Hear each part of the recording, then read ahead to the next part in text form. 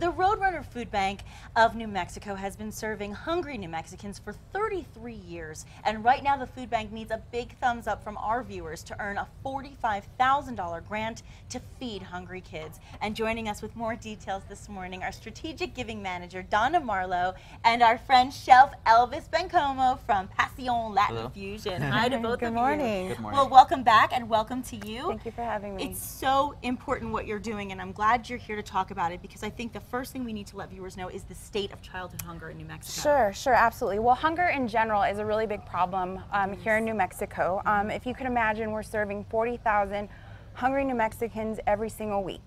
Wow. Now that's equivalent to serving a city, say, the size of Farmington. Imagine a city that size lining up every single week to receive help with food.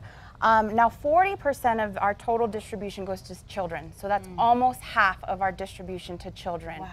About 30% of children living under 18 are living in poverty, and of course hunger is a big symptom of poverty. Absolutely, and it's alarming, and it just shows you how much so many of us take for granted Absolutely. day to day. And so you're doing the Food for Kids program. Tell us what that is. Sure, well, the Food for Kids program is actually our way of combating childhood hunger in New Mexico, and it's available at Title I schools, where a large proportion of the children at those schools receive free and reduced lunches. So we know while they're at school that they are actually, they have access to food because they're participating in those programs, but when they go home on the weekends, they have very little food.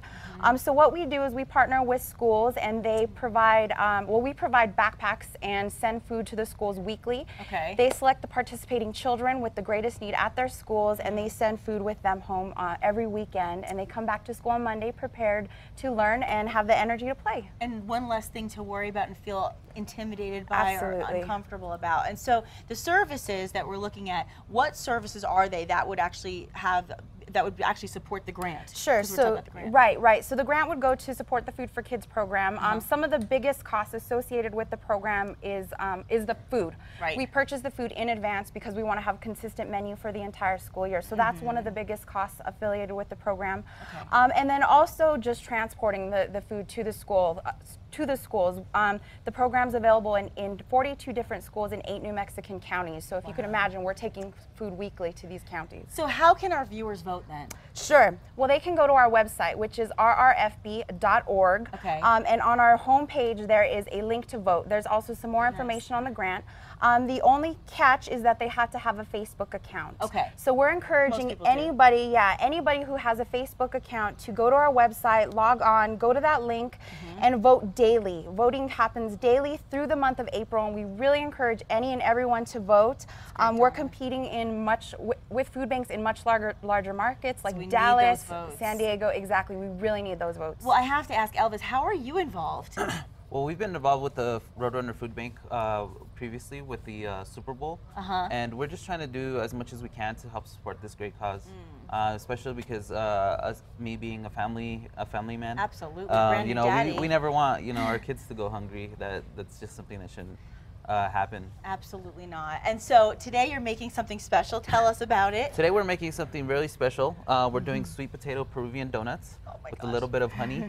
And this is something really interactive that kids can get involved with. That's great. And they're really inexpensive to make as well. Okay. So first what we start off with is 2 cups of sweet potatoes. We throw in 2 tablespoons of sugar. Okay. 1 tablespoon of salt. A little bit of cinnamon in there, and 1 teaspoon of vanilla, and 1 egg. Okay. And then we stir that all up. So this easy is the ingredients. this is all the interactive part that kids can do. Right. And then we throw in a little bit of 3 cups of flour. So you want to incorporate that in there as well. Okay. What does that just build the consistency? Yeah, but it builds the consistency of the donuts themselves. And then also we need to throw in our yeast, which we let rise for at least 10 minutes before throwing in. 10 minutes, okay. And then the interactive part again with the kids is, I know they love playing with, well, me myself, I love playing with dough. You're just a big kid yourself. Yeah, you just kind of like, have them stirred around and everything. And then once the dough is in there and it gets time to rise for about 10 minutes, we kind of throw them in a little bit of flour to kind of shape them out. And then we just kind of make them into donuts. Wow. And then you get that hot oil oil going. in there.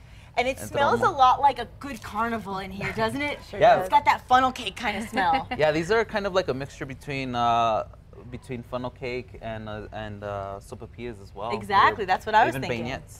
Fabulous. Well, of course, when we come back from the break, these are going to be done, and we're going to get to taste. right. Don't go away. I can't wait. Cool.